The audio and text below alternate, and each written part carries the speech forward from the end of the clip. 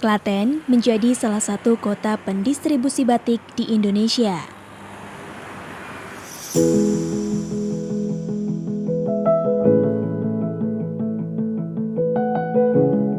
Beberapa desa menjadi pusat industri batik. Salah satunya adalah Desa Kebon. Desa ini berada di Kecamatan Bayat, Kabupaten Klaten, Jawa Tengah.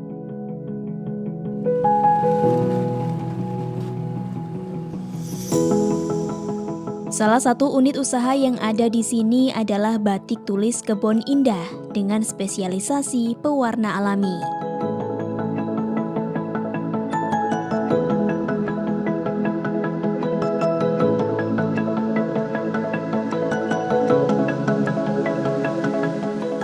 Yang sudah dibikin pasta seperti ini namanya daun tom ataupun daun indigo. Ini nanti kita larutkan dengan air bisa untuk pewarnaan. Ini dari hasil dari daun.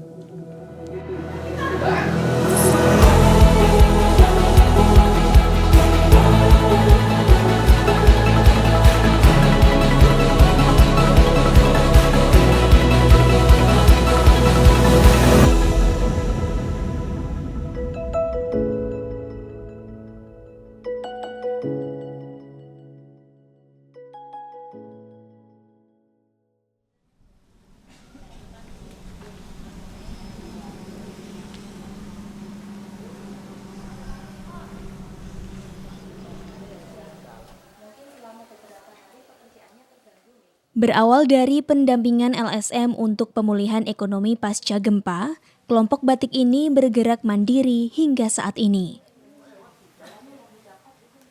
Kebon Indah ini berdiri tahun 2010. Sebelumnya kita tidak ada kelompok, akan tetapi kita sebagai pengrajin batik mandiri dan mengambil dari pengepul yang sudah ada. Contohnya ke Solo, ke Jogja yang kita ambil dan juga di Bayat. Dan kita batik hanya menyanting di kain putih yang sudah digambar. Kalau sudah selesai dicanting, kita kembalikan ke yang punya. Kita dikasih ongkos. Setelah itu sudah gitu. Tapi dengan berjalannya waktu, karena kita dulu kena dampak dari gempa tahun 2006, ada datang ke desa kami yaitu LSM untuk membantu perekonomian kita, pemulihan perekonomian. Kita dibantu untuk membatik sampai jadi karena potensi di desa kami adalah batik.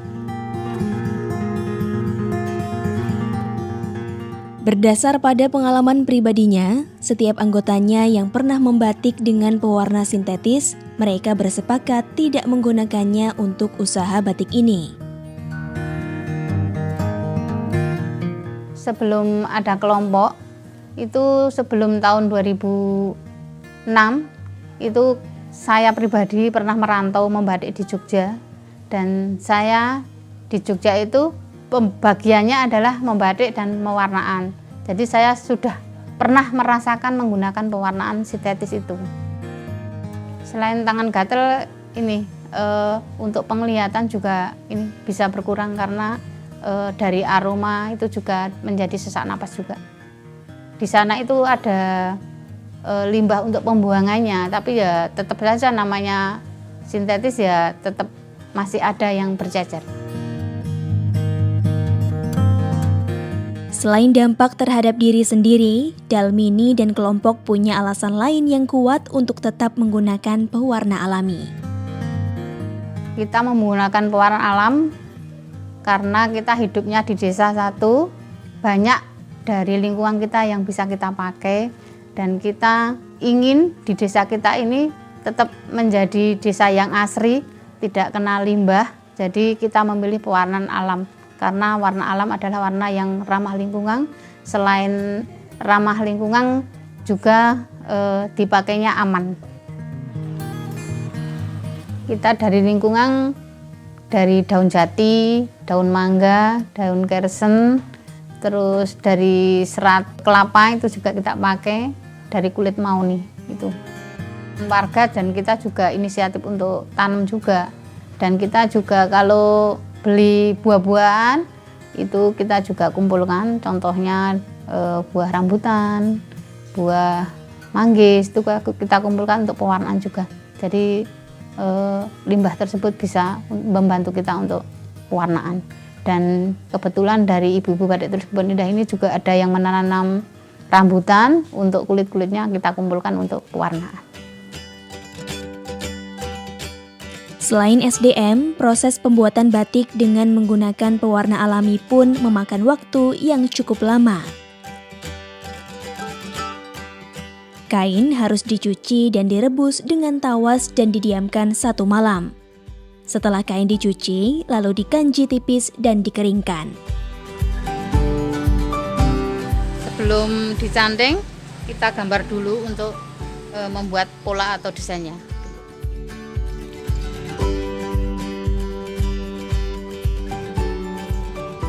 Kain mulai digambar sesuai dengan motif yang diinginkan. Batik Tulis Kebon Indah mempunyai ciri khas pada desainnya, yaitu motif keasrian lingkungan dan tanaman yang ada di desanya.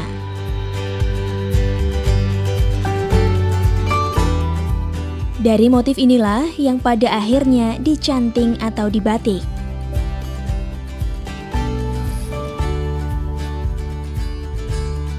Ini proses mencanting. Ya. Mencanting itu ada canting cecek, ada canting klowong. Nah, ini namanya baru nitik cecek. Cecek tuh nitik. Iya, titik-titik itu namanya cecek.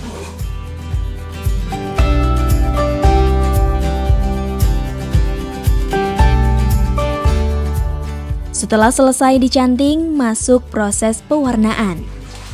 Ini direbus sampai kental.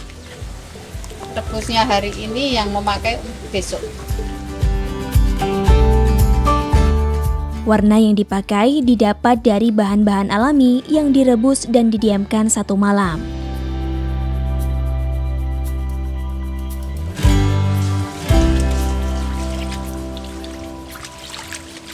Nah, ini diwarna. Nanti setelah diwarna ditiriskan, baru dijemur. Proses pewarnaan ini paling sedikit 5 kali penculupan untuk mendapatkan warna yang diinginkan.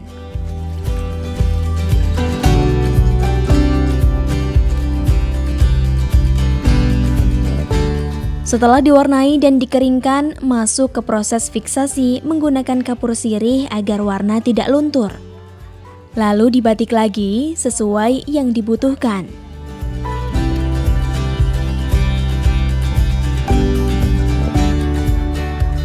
Setelah ini semua selesai, proses terakhir adalah pelorotan atau pelepasan lilin.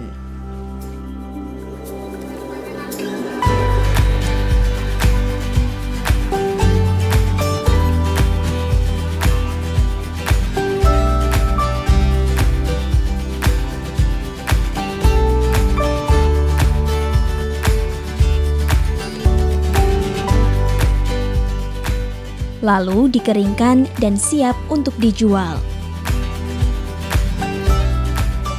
Proses ini memakan waktu kurang lebih 1 bulan untuk 1 kain. Sisa untuk pewarnaan itu bisa dipakai lagi, tidak ada yang terbuang. Jadi pewarnaan alam itu tidak ada yang terbuang. Dari mulai limbah kayu-kayu yang kita rebus, itu bisa untuk kayu bakar. Dan abunya bisa dibawa ke sawah untuk pupuk. Dan untuk warna indigo itu dari sisa pencelupan itu bisa untuk menyiram tanaman.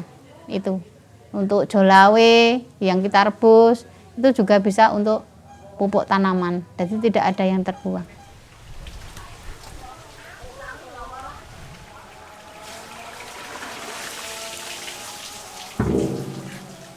Jika digambarkan, ini berarti Batik Tulis Kebon Indah sudah menerapkan siklus kebermanfaatan lingkungan. Mereka menggunakan pewarna alami dari bahan yang ada di desa. Lalu, air rebusan sisa proses membatik ditampung untuk nantinya disiramkan ke tanaman atau dibuang langsung ke tanah dan aliran air. Air limbah pewarna alami ini bermanfaat untuk menyuburkan tanah sehingga pohon-pohon dan sawah di sekitar akan subur. Selain itu, para petani menggunakan limbah kapur untuk mengusir hama di sawah. Proses dengan waktu yang panjang membuahkan siklus kegiatan yang bermanfaat bagi lingkungan dan kehidupan di sekitarnya.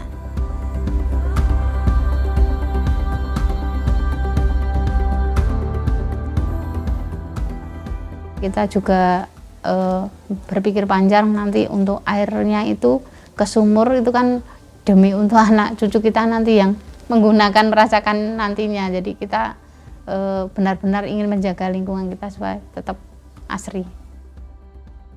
Ini mengingatkan pada tayangan serial Ekspedisi Tiga Sungai, episode ke-11 yang berjudul Batik Bengawan Solo.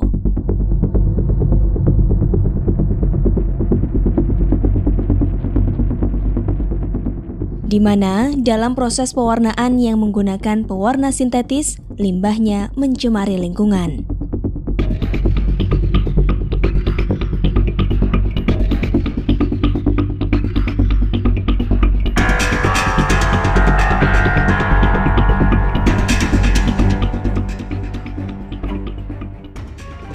Proses ini akan melunturkan pewarna yang mengandung aneka bahan kimia seperti kadmium, natrium, dan krom.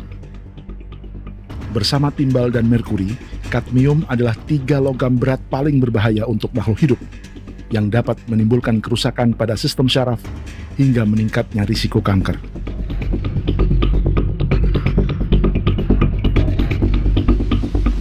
Kami lalu menemukan lokasi buangan limbah yang lain.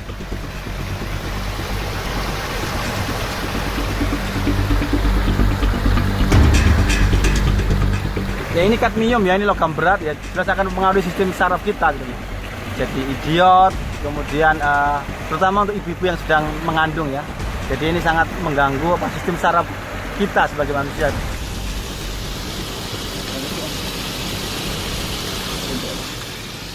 Maka, apa yang dilakukan oleh Dalmini dan kawan-kawannya patut dijadikan contoh untuk usaha yang tak hanya memikirkan keuntungan saat ini,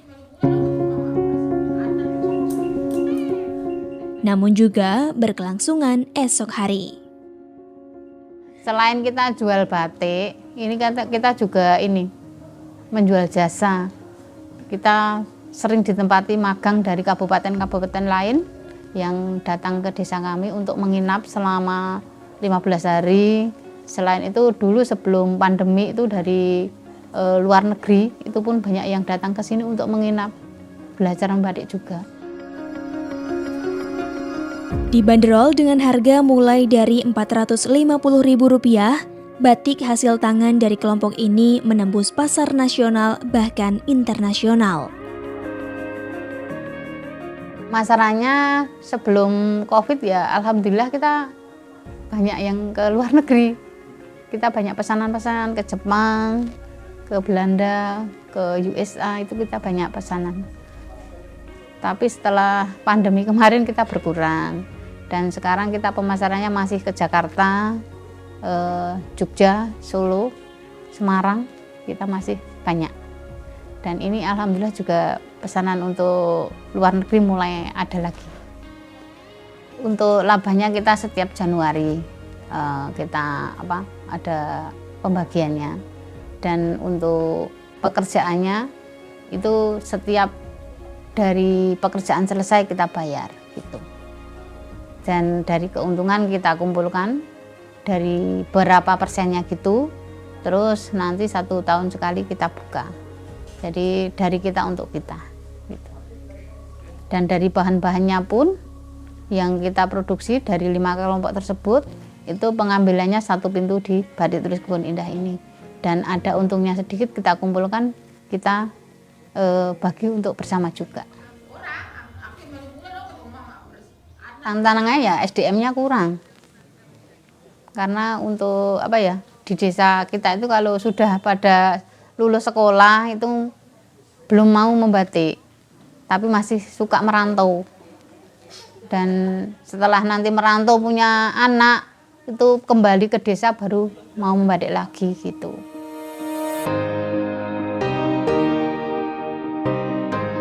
Harapan dari kita supaya batik tetap lestari sepanjang masa, 1.